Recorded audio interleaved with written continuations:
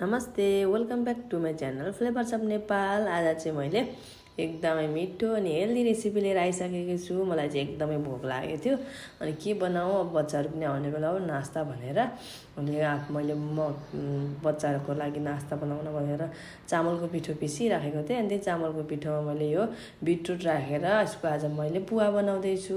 यसो खासमा मैले चाहिँ सानो हुँदा मम्मीले पूजामा यस्तो पुवाहरू अनि कहिले कहिले नास्तामा पनि औषधि मिक्स गरेर बनाएर खुवाउनुहुन्थ्यो कि औषधि भन्नाले यो पाखन बेदहरू के मिक्स गरेर ठुलो ओखत सानो ओखत भन्छिन्थ्यो। मम्मीले के हो थाहा भएन, यस्तो औषधिहरू बनाएर खुवाउनुहुन्थ्यो। अनि मैले पनि आज चाहिँ दिउँसो भोक लागेको बेलामा यस्तै पुवा मम्मीले बनाएको याद आएर आफैले बनाएर खान खोज्दैछु। हजुरहरू पनि कसरी बनाएर खानुहुन्छ अनि मेरो रेसिपी कस्तो लाग्छ हेर्नु होला है त अन्तिमसम्म।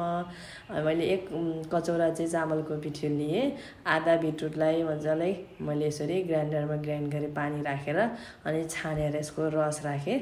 यतिको ब्याटर बनाएर एकछिन छोपिदिएँ। अब कराईमा मैले चाहिँ घिउ राखेको छु 1 चम्मच। तेल राख्दा पनि हुन्छ, घिउ छैन भने तोरीको तेल।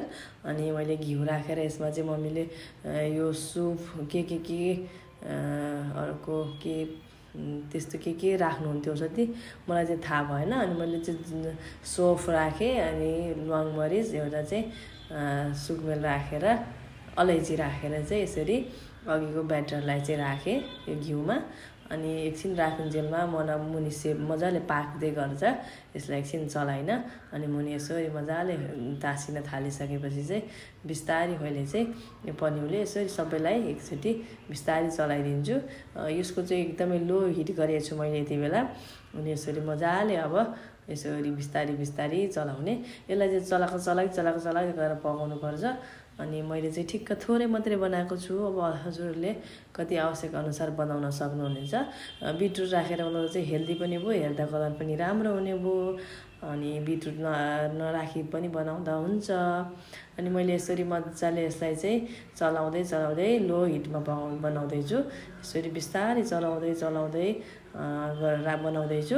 हेर्नुहोस् त बिस्तारी यसको पानी पनि सुक्दै यतिको सुक्खा भइसक्यो। अनि नछोपिकन यसरी चलाइ गर्ने मजाले। अनि कराईमा हल्का टाँसिए पनि यसरी तात्तिँदै गएपछि यो सबै निस्किन्छ। अनि मजाले चलाउँदै फर्र हुन्छ यो चाहिँ यो पिठो। अनि फेरि एकछिन मैले छोपेर लो हिटमै यसरी छोपेर पनि एकछिन पकाउँछु।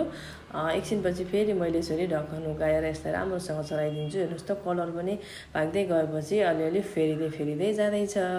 अनि हेर्दाखेरि कलर हेर्दा चाहिँ कस्तो मिठो खाउँ लाग्छ जस्तो। तर मलाई चाहिँ यो पुवा एकदमै मनपर्छ, बच्चैदेखि खाएको भएर होला। अब आफूले सानोमा के खायो त्यही त मनपर्ने हो। अनि मैले चाहिँ सानैबाट खाएको हुनाले मलाई चाहिँ एकदमै मनपर्छ। हेर्नुहोस् त कस्तो राम्रो भएको छ कलर पनि अनि पुवा पनि। अब यसमा चाहिँ गुल्लो एड गर्नुपर्छ। यो फर्र भइसक्यो। अब यसमा चाहिँ हामीले स्वादअनुसार चिनी, अनि अब चिनी नखानेले गुड सक्कर राख्न सकिन्छ। मेरो चाहिँ सक्कर थियो अनि गर्मी पनि हुन थाल्यो, सक्कर चाहिँ अलिक पिग्रिन लागेको थियो, त्यही भएर मैले सक्कर राखेँ।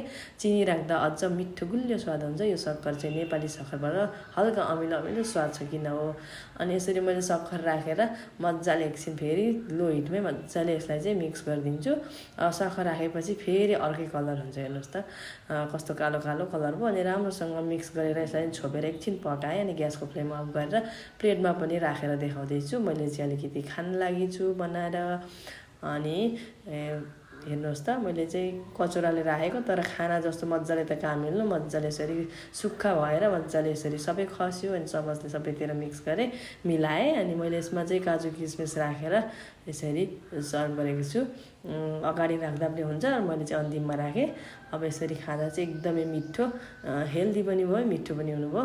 अनि थोरै खाँदाखेरि केही फरक पर्दैन। कहिले बनाएर यसरी म खान्छु, एकदमै मनपर्छ। अनि कस्तो लाग्छ हजुरहरूलाई मेरो रेसिपी यदि मन पऱ्यो भने प्लिज मेरो च्यानललाई चाहिँ नयाँ हुनुहुन्छ भने सब्सक्राइब पनि गरिदिनु होला। अनि लाइक सेयर पनि गरिदिनु होला है त। Thank you for watching.